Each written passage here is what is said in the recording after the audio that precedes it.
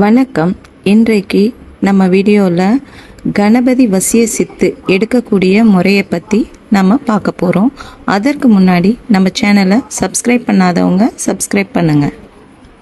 இந்த கணபதி வசிய சித்தை நம்ம எடுத்தோம்னா நம்ம எந்த மாந்திரீக வேலையாக இருக்குல்ல அந்த வேலை எது எடுத்தாலும் எளிய முறையில் சித்தியாயிடும். மாந்திரீகத்தை கற்றுக்கணும்னு நினைக்கிறவங்க மாந்திரீகத்தில் வர முதல் படியே இந்த கணபதி வசிய சித்து தான். இந்த கணபதி வசிய சித்தை எடுத்த பிறகு தான் நம்ம மற்ற தெய்வங்களோட உபாசனையை நம்ம செய்யணும். சரிங்களா?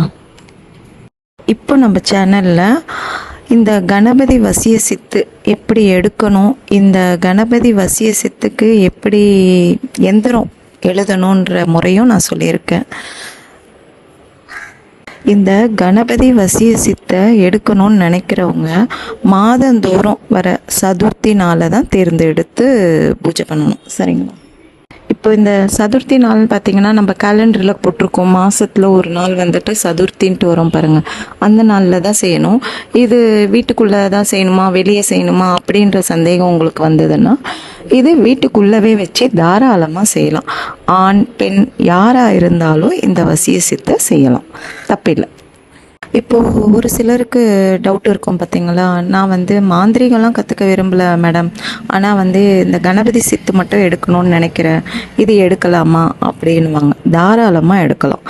இதால் எந்த விதமான அசம்பாவிதமும் நடக்காது. இது நமக்கு எப்படி சொல்கிறது, உங்களுக்கு ரொம்ப நல்லது தான் தரும். இது எடுத்தோன்னா தொட்ட காரியெல்லாம் தொலைங்கன்னுவாங்க பாருங்கள், அந்த மாதிரி எந்த விஷயம் எடுத்தாலும் அது தொலைங்கி நமக்கு நிற்கும், வெற்றி சக்ஸஸாக இருக்கும். சரிங்களா?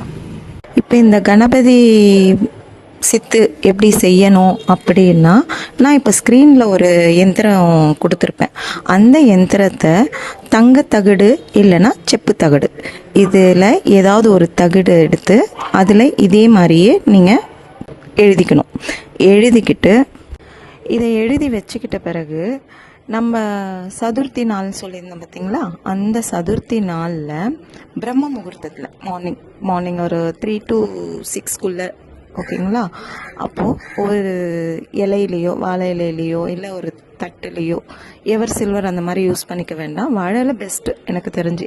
அதில் நவதானியம் இல்லை பச்சரிசி இல்லை நெல், இது மூணுத்தில் ஏதாவது ஒன்று செலக்ட் பண்ணிக்கோங்க. இதில் ஏதாவது ஒன்று பரப்பி அது மேலே இந்த தகடை எந்திரத்தை வச்சு ஒன்று எருக்கம்பூவால் அர்ச்சனை செய்யுங்க, இல்லை அருகம்புல்லால் அர்ச்சனை செய்யுங்க, இல்லை மல்லிகை பூவால் அர்ச்சனை செய்யுங்க. ஏதாவது ஒன்றுத்தால் அர்ச்சனை பண்ணால் போதும். எல்லாத்தையும் மொத்தமாலாம் போட வேண்டாம். சரிங்களா? இதில் மூணுத்தில் ஏதாவது ஒன்றுத்தில் அர்ச்சனை பண்ணுங்க. இப்போ இதுக்கு நெய்வேத்தியமாக வைப்போம்ல, அது வெத்தலை, பாக்கு, பூ, பழம், தேங்காய், இது ஜென்ரல். ஓகேங்களா? அதை நம்ம தேங்காய் உடைச்சி வச்சுட்டு வெத்தலை பாக்கெல்லாம் வச்சு எல்லாம் பண்ணிக்கணும். இது கூட நெய்வேத்தியம்னு எக்ஸ்ட்ரா பார்த்தீங்கன்னா அவல் இருக்குல்ல, அவலை ஊற வச்சு அதில் தேங்காய் பூ போட்டு சர்க்கரை போட்டு ஊற வச்சு வச்சுருப்பாங்க பாருங்கள், அந்த மாதிரி நெய்வேத்தியம் செஞ்சு இதுக்கு படையெல்லாம் வைக்கணும். இந்த நெய்வேத்தியம் இல்லாமல் உங்களால் எக்ஸ்ட்ரா நெய்வேத்தியம் செய்ய முடியும்னா தாராளமாக செஞ்சு வைக்கலாம், இல்லைனா எக்ஸ்ட்ரா தேவையில்லை. இது கூட அவல் பொரிக்கடலை படையலாக வைக்கணும். சரிங்களா?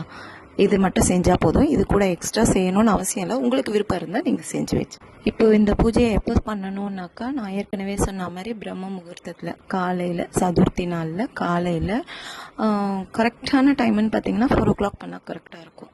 4 மணிக்கு எழுந்துச்சி குளிச்சுட்டு தான், கம்பல்சரி குளிச்சுட்டு பண்ணணும். குளிச்சுட்டு இடுப்பில் வெள்ளை கலரில் பட்டு வேட்டியோ இல்லை ஒரு டவலோ இல்லை நார்மலான பட்டு தான் கட்டணும்னு அவசியம் இல்லை, நார்மலான வெள்ளை வேட்டி கூட கட்டிக்கலாம். கட்டி கண்டிப்பாக குளிச்சுட்டு செய்யணும்.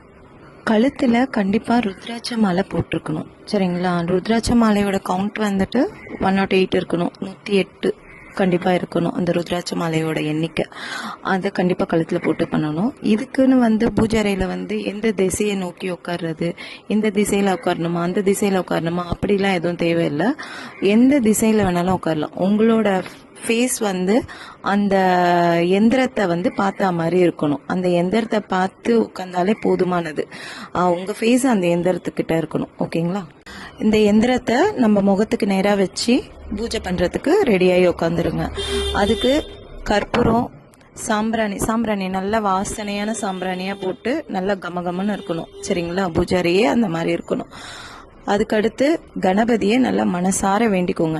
வேண்டிக்கிட்டு அதுக்கடுத்து உங்கள் குலதெய்வத்துக்கு அடுத்து இஷ்ட தெய்வம் இருந்துச்சுன்னா இஷ்ட தெய்வம், அடுத்து எல்லப்பிடாரின்ட்டு இருப்பாங்க இவங்க எல்லாரையும் வேண்டிக்கிட்டு அதுக்கப்புறம் இப்போ உங்களுக்கு வீட்டில் பெரியவங்க இறந்தவங்க இருப்பாங்கல்ல, அவங்களையும் நினச்சிக்கோங்க. நினச்சிட்டு அதுக்கப்புறம் இந்த மந்திரத்துக்கு உடல்கட்டு போடணுன்ற அவசியம் இல்லை. உடல்கட்டுன்றது தெரிஞ்சவங்களுக்கு தெரியும், மாந்திரிகத்தில் இருக்கிறவங்களுக்கு தெரியும். உடல்கட்டுனா நமக்கு சுற்றி ஒரு கட்டு போட்டுக்கிட்டு அமருவாங்கல்ல, அந்த மாதிரி எந்த விஷயமும் தேவையில்லை. இதுக்கு உடல்கட்டு தேவையில்லாதது. இப்போ நான் ஸ்க்ரீனில் கொடுத்துருக்க மந்திரத்தை 108 முறை, ஒரு நாளைக்கு 108 முறைன்ட்டு ஜபிச்சுட்டு வரணும். அப்படின்னு 21 நாள் இந்த மந்திரத்தை கண்டினியூஸாக 108 முறைன்ட்டு சொல்லிட்டு வரணும். சரிங்களா? 21 நாளும் சுத்தபத்தமாக இருக்கணும், ரொம்ப சுத்தபத்தமாக இருக்கணும். எப்படின்னா, இப்போ நீங்கள் ஐயப்பனுக்கு மாலை போட்டாலோ அல்ல முருகருக்கு மாலை போட்டாலோ எந்த அளவுக்கு சுத்தமாக இருப்பீங்களோ அந்த அளவுக்கு சுத்தமாக இருக்கணும். நீங்கள் மட்டும் இருந்தால் போதும், உங்கள் வீட்டில் உள்ளவங்க எடுக்கணும்னு அவசியம் இல்லை. இந்த மந்திரத்தை யார் ஜபிக்கிறாங்களோ அவங்க மட்டும் சுத்தபத்தமாக இருக்கணும். இந்த பூஜை முறையை பண்ணும்போது நமக்கு தூக்கத்தில் கனவுகள் வரும். கனவு யானை துரத்துற மாதிரி, இல்லை பெரியவங்க யாருன்னா ஆசீர்வாதம் பண்ணுற மாதிரி, இல்லை நம்மளோட வீட்டில் இருக்கிறவங்க யார் வேணாலும் நமக்கு ஆசீர்வாதம் கொடுக்குற மாதிரியோ, இல்லை வெளியாளுங்களே நம்ம கிட்ட பேசுகிற மாதிரி, ஆசீர்வாதம் பண்ணி பேசுகிற மாதிரி, நல்ல விதமாக அது மாதிரி கனவு வந்ததுன்னா நீங்கள் செய்கிற பூஜை சரியாக இருக்குன்னு அர்த்தம். சரிங்களா? சரியாக நடந்துட்டு இருக்கு அப்படின்ற அது அர்த்தம். பூஜையை தொடர்ந்து 21 நாள் காலையில் 4 மணிக்கு தினம் மார்னிங் 4 o'clock கம்பல்சரி அந்த டைம் தான் நீங்கள் ஃபிக்ஸ் பண்ணிக்கணும். அந்த டைமில் கரெக்டாக பண்ணிக்கிட்டே 21 நாள் கம்ப்ளீட் பண்ணிட்டீங்கன்னா உங்களோட மாந்திரீக ரீதியாக நீங்கள் வரலை, மாந்திரீகம் பண்ண வரலை, நீங்கள் வீட்டில் தான் பூஜை பண்ணுறீங்க இதுக்குன்னாக்கா, நீங்கள் என்ன வேலை எடுத்தாலும் காரிய சித்தி ஆகும். காரிய சித்தினா உங்களோட தொட்ட காரியம் எல்லாம் தொடங்குவாங்களே, அந்த அளவுக்கு உங்களுக்கு பர்ஃபெக்டாக இருக்கும் எல்லாமே. இல்லை இப்போ மாந்திரிக ரீதியாக வரேன், நான் மாந்திரிகம் கற்றுக்கணும் அப்படின்னாக்கா, இப்போ நீங்கள் இந்த பூஜையை முடிச்சுட்டு அடுத்து இப்போ உதாரணத்துக்கு இப்போ காளி வசியம் பண்ணணும் அப்படின்னா இந்த மந்திரத்தை ஒரு 11 முறை ஜபிச்சுட்டு அதுக்கப்புறம் காளியோட உபாசனை எடுத்தீங்கன்னா உங்களுக்கு சித்தி ஆகிடும் உங்களுக்கு. சரிங்களா? இல்லை நான் குடும்பத்தில் தான் இருக்கேன், வெளியே போகிறேன், இன்னைக்கு ஒரு காரியம் சக்ஸஸ்ஃபுல்லாக நடக்கணும் அப்படின்றது உங்களுக்கு இருக்கும் இல்லையா, அந்த டைமில் நீங்கள் இது ஒரு 11 டைம்ஸ் இதே மாதிரி ஜபிச்சுட்டு வரலாம். போனீங்கன்னா உங்களுக்கு கண்டிப்பாக சக்ஸஸாக இருக்கும். இது என்னோட அனுபவபூர்வமாக சொல்கிறேன், கண்டிப்பாக ரொம்ப சக்ஸஸாக இருந்திருக்கு. நான் இதை உணர்ந்து தான் இதில் நான் ஃபஸ்ட்டு குடும்பத்தில் இருந்து தான் பண்ணணுன்ட்டு நான் இதை பண்ணேன். இது பண்ணி எனக்கு அந்த அளவுக்கு சக்ஸஸ்ஃபுல்லாக இருந்து நான் நல்லா மேலே ஏறி வரவும் தான் எனக்குன்ட்டு ஒரு ஆசை நான் மாந்திரிகம் கற்றுக்கணும்னுட்டு இப்போ நான் எங்கள் குரு கிட்ட போய் நான் கேட்டிருக்கேன். சரிங்களா? அதனால் கண்டிப்பாக தைரியமாக பண்ணுங்கள், உங்களுக்கு கண்டிப்பாக சக்ஸஸ் ஆகும் இந்த காரியம். இப்போ முதல் நாள் படையல் வைக்கிறீங்கல்ல, அந்த படையலை இந்த ஆவல் பொறி கடலை இதெல்லாம் வச்சிங்கல்ல, அதை உணவுக்காக கஷ்டப்படுறாங்க பார்த்தீங்களா, அவங்களுக்கு தானமாக கொடுக்கலாம். சரிங்களா? நீங்கள் எடுக்கணுன்ற அவசியம் இல்லை. இப்போ இந்த எந்திரத்தை உங்களுக்கு எழுத தெரியல, ஸ்தாபனம் பண்ண தெரியலன்னா கமெண்ட் மூலயமா கூட நீங்கள் கேட்டு வாங்கிக்கலாம். இந்த வீடியோவில் எதனா டவுட்ஸ் இருந்துச்சுன்னா கமெண்ட் மூலயமா கேளுங்க, பதில் சொல்கிறேன். உங்களோட சப்போர்ட்காக காத்துட்டு இருக்கேன். நன்றி, வணக்கம்.